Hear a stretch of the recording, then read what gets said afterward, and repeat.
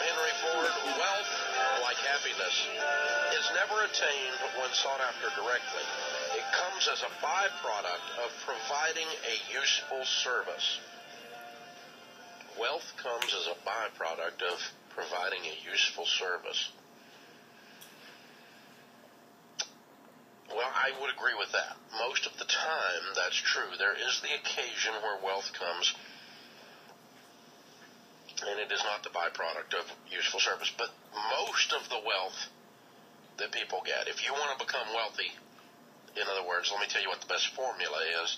The highest probability of you becoming wealthy is to provide a useful service. The more useful service you provide and the more scale you have to it, the wealthier you will become. Bill Gates, Steve Jobs, Oprah Winfrey. See, that's scale. Each of those, of course, worth well over $1 billion. Steve Jobs at his death, obviously. Henry Ford, obviously. I mean, that's a useful service that has scale. Now, you may or may not be a Microsoft fan. You may or may not be an iPhone, iPad fan. You may or may not drive a Ford, or you may or may not have been a consumer of the Oprah Winfrey show. But that doesn't matter. What matters is that a lot of people were. And so they provided scale to a useful service. Now, a useful service is fine. And if you provide that with minimal scale, you'll at least make a living. But if you put some scale to it, that's how wealth is built. Most of the time, it's the highest probability for you to become wealthy. What is the formula to become wealthy? That's it. Scale to a useful service. Massive scale equals massive wealth. Now, there is the exception. I mean, there's the corporate raider on Wall Street, which I don't think provides a useful service. There's the lottery winner, which provided nothing and by dumb luck became wealthy, at least temporarily. The vast majority of them are bankrupt within just a few years. But there is the occasion when someone becomes wealthy and there was no service involved. Not even an argument about useful. Some of you don't think it's useful service that an athlete, a professional athlete, makes the kind of money that they make. But that's not up to you to decide. The community, the marketplace decides that. The marketplace has labeled that useful, if nothing else, for the entertainment or distraction value. And so whether you think it's useful or not is, and some people are so arrogant they think they get to decide that. The market decides whether it's useful.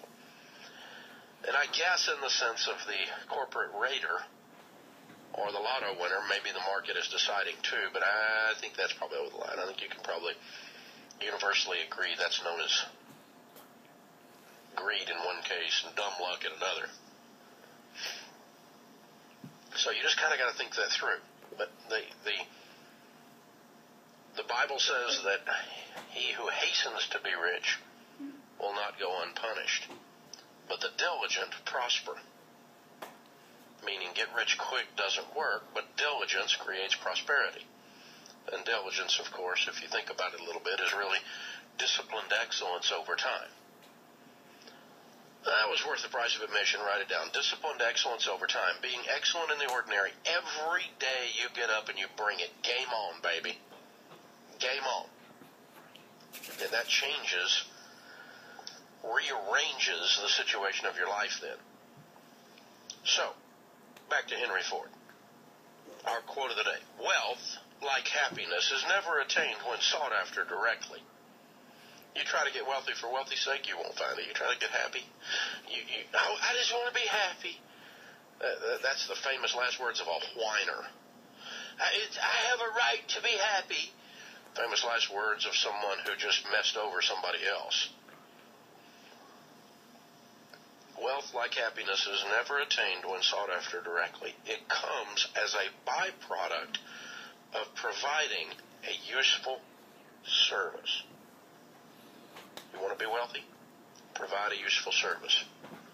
You want to be vastly wealthy? Provide a useful service with scale over time. And that'll make you wealthy. And the usefulness of the service, the size of the usefulness of that service will change your life. And isn't that the beauty of the free enterprise system? Isn't that the beauty of your ability to decide tomorrow, hey, I want to blow leaves off this guy's driveway for him and get paid for that.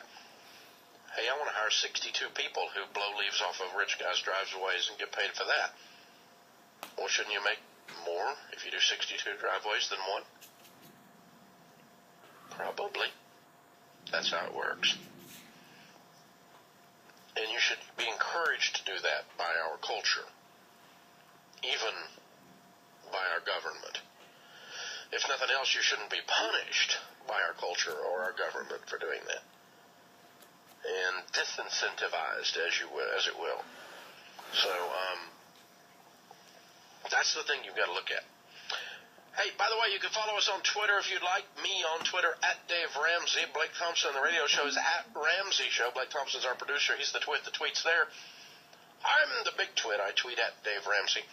On Twitter, getting car accident settlement. Should I pay down the car payment or pay off a student loan? $17,000 and $9,000 respectively. Well, you pay off the $9,000 first, and then you immediately attack and work as hard as you can on the other one. Clear it as fast as you possibly can. That's the deal. Christine is on Facebook. You can follow me there at facebook.com/Dave Ramsey. She says, on baby step 7, what's your best advice for someone who just got there? Baby step 7 is you're completely debt-free, house and everything. You are funding your college funds. You're funding your retirement at 15% of your income or greater, and you have your emergency fund in place of 3 to 6 months of expenses. That puts you at what we call baby step 7 in the total money makeover. And so what happens then? Well, the baby step 7 is there's nothing left to do but become very wealthy and give a bunch of it away. So I want you to max out every possible retirement plan that's available to you. Keep the government's hands off of as much money as you possibly can. And then once you're doing that, you got the college done as fast as you can get it done, then literally you're just looking at other investments to do. And your giving needs to go way up. Set your lifestyle at a reasonable level, a nice level. You're wealthy. You ought to be able to enjoy some of it. And then be finding charitable things you can do with your money that match with your value system. We are Christians, and so the Ramsey Family Foundation does the vast majority of its giving into ministries, things that advance the kingdom of God. That matches with my value system. If you're Muslim, then you would do something similar in the land of Islam, right? In the following of Islam. If you're Jewish, and so you'd follow the teachings of the Talmud, your rabbi, and so forth. And that's what you should do. So you would be consistent with your value system in your giving going forward. And you need to be very careful about that, because you'll learn all kinds of different things that are going on out there with your money. And you got to make a very careful decision about that. So when you're investing it into charity as well as when you're investing it for you. But enjoy the giving process. Enjoy the wealth building process. Enjoy the completion of the change of your family tree. It's a work worth doing. This is the Dave Ramsey Show.